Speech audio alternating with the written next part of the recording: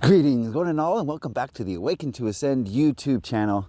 Another beautiful day. We're out and we're in nature. We're going to have a fun little thing here today. I don't know if it's fun. Is healing fun? I'm not quite sure. It feels like it's fun sometimes. The fun part is when you successfully heal the trauma or a shadow or a trigger, and that trigger comes up again and you don't get triggered. That's just the best feeling that you can get on this healing journey, I think. It shows progress. It shows what you're doing is working. So today, what I would like to do is show you how I do what I do to make it work. So one of the biggest questions I get from people is like, how do you heal? You can talk about this healing all the time, but how do you do it? Well, I have several methods, several meditations to be more specific, that I use for healing. But in order to get to those meditations, you kind of have to have a topic. What do you want to heal and why? And I made a video previously stating, like, you can look at your day. If you look at your day and you see all of the problems that came up that day, that'll tell you where you need to heal. So that's one way to do it. But another way is through tarot. That's right, friends, we've got Druidcraft again. We're going to be Druidcrafting it. And what I'm going to do is basically figure out where my shadows are. I'm going to figure out what I can work on in this meditation. I call this meditation the backpack method. Essentially, it's a visualization that I do that helps to transmute energy. So what I'll do is I'll pick a thing that I need to work on, and I'll go into my meditation, and my higher self will show me scenes from my life that contributed to that shadow. But not everyone can do that. So what we're going to do today is use the tarot to tell me actually, what we need to heal. I'm going to be using myself as an example. I'm going to be open here. I'm just going to show you how I do it, how it can be done, and hopefully give you guys some inspiration for your own healing. So the first question I'm going to ask is, what is the biggest issue that I've overlooked that needs to be healed today? Oh, I hope this isn't dark. This better not be dark. Okay. I'm just going to tell you what comes up, guys. All right, we got the Five of Wands. Allow me to go into this card for a moment, access my intuition, and see what it's telling me.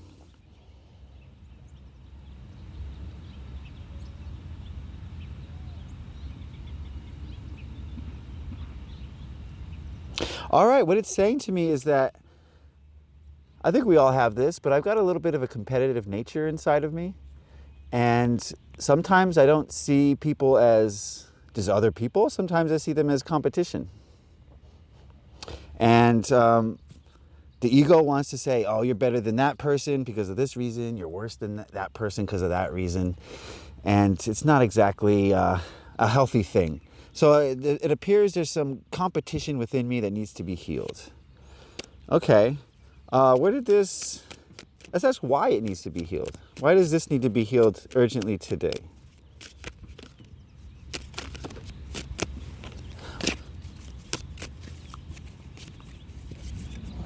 We got the Eight of Wands. All right, why does this need to be healed? Okay, so what I get is there's going to be movement in my life very soon. I'm going to be interacting with more people, and I can't see them as competition. These are people that are meant to help me, and I'm meant to help them. And if we're competing, well, who wins in that situation?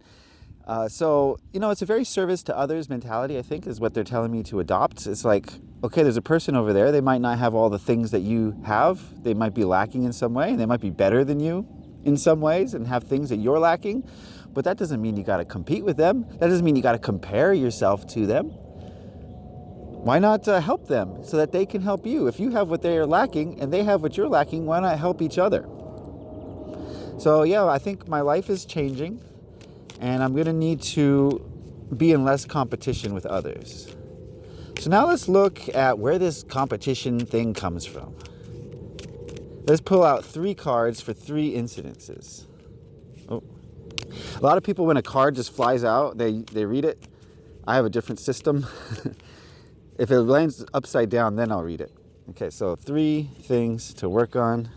First one, we got the King of Swords. All right, let's go into this one.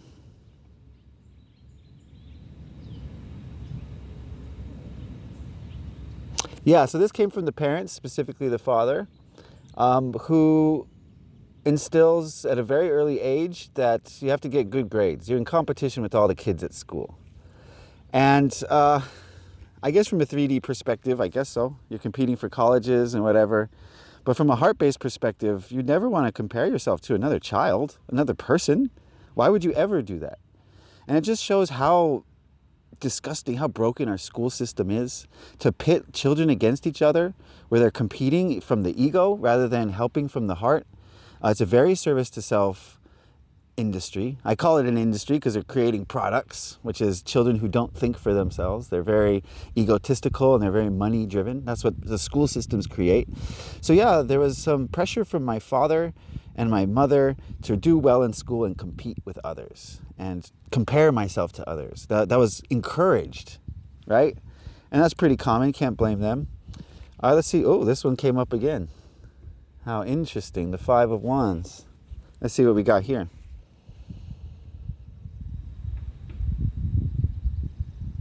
So another event from my life that can be healed is that when I played with my friends, it was always a competition. We were having a race, we were playing a game, we were playing a sport, we were having a water war in the backyards, and we're just trying not to get sprayed by the hose. You know, it was always a competition as a child. And so that creates like a negative feedback loop. You know, when we're children, that's when we're growing our ego. That's when we're learning about the world and how to interact with it. And if all my playtime was spent competing, well then how am I going to turn out as an adult, right? I'm going to be a competitive adult. And I'm going to be comparing myself to others and fighting against others instead of uplifting others and helping others. And not to say that all I do is fight. Obviously not. I'm a service to others. All I do is help. Let's wait for this Jeep to go by. All right. And I lost my train of thought. It's cool I got a Jeep wave. I'm not even in a Jeep. That's pretty cool. He recognizes. All right. Let's see. Did I finish talking about that? Yeah. So that's another shadow I can look into and I can heal. Let's look at the last one here. We got the Prince of Cups. Let me go into this one.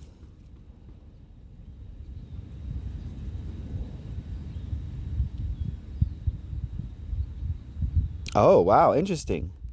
There's been times when I've completely said, I am not competing. I am just withdrawing from this. I'm taking my energy away. I don't want to compete. And I do feel that way a lot of the time. Oh, yeah. It's like, I guess we're getting personal here. But like, if I'm in competition for a person, for a female, and there's competition, I'm out. I don't involve myself in that.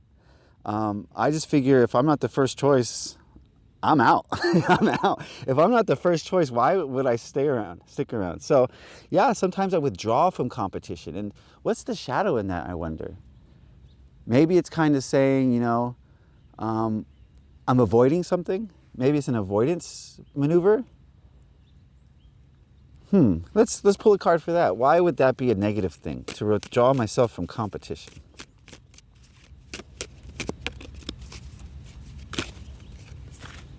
Queen of Swords.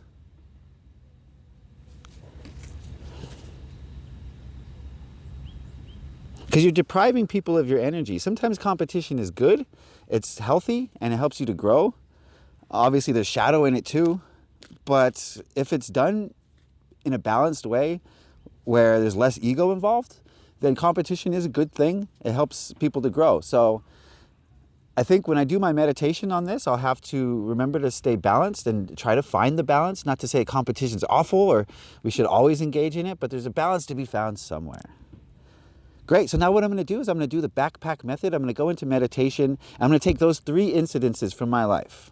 School telling me to compete with other people, playing with kids in competition only, and withdrawing my energy from competitions. I'm going to use those 3 incidences in my life, and I'm going to go back in my meditation. I'm going to visualize those incidences happening, and I'm going to forgive everyone involved. Pure love, forgiveness. And I'm going to ask my higher self, what was the lesson here? Because what has happened is back then, I was presented with a lesson that I did not integrate. I did not learn. And so now, as an adult, I'm in the same energy until I learn it. And how am I going to learn it? Through this meditation. Once I learn the lesson, that energy is gone now. I don't have to hold on to it anymore. I've been holding on to these lessons for decades, as have you. So that's the healing process as I see it, is constantly working on these past shadows, transmuting them, forgiving everyone involved, learning the lesson, turning it back into light, right? We're carrying around this negative, dark energy. We got to transmute it back into light. And the tarot has just showed me how to do it. I thought that's pretty cool. I wanted to share that with you guys. And I want to let you know, if you would like the same treatment, if you would like me to help you find your shadows using the tarot, I offer phone calls. If you want to chat with me on the phone call, we can do all sorts of things. We can pull cards for your shadows. We can pull cards for your life. I don't know, whatever you want to do. I'm just here to chat and support spiritually, if that's what you want. So check out my website, awakentoascend.com, and also check out the blog on there. And I think that's all I got to say. I'm going to go enjoy nature. It's a beautiful tree back here. So many pine cones. Just want to climb it. Anyway, that's going to do it for me. Be sure to like, share, and comment if you're so inclined. And thank you for watching. I love you all. Bye, guys.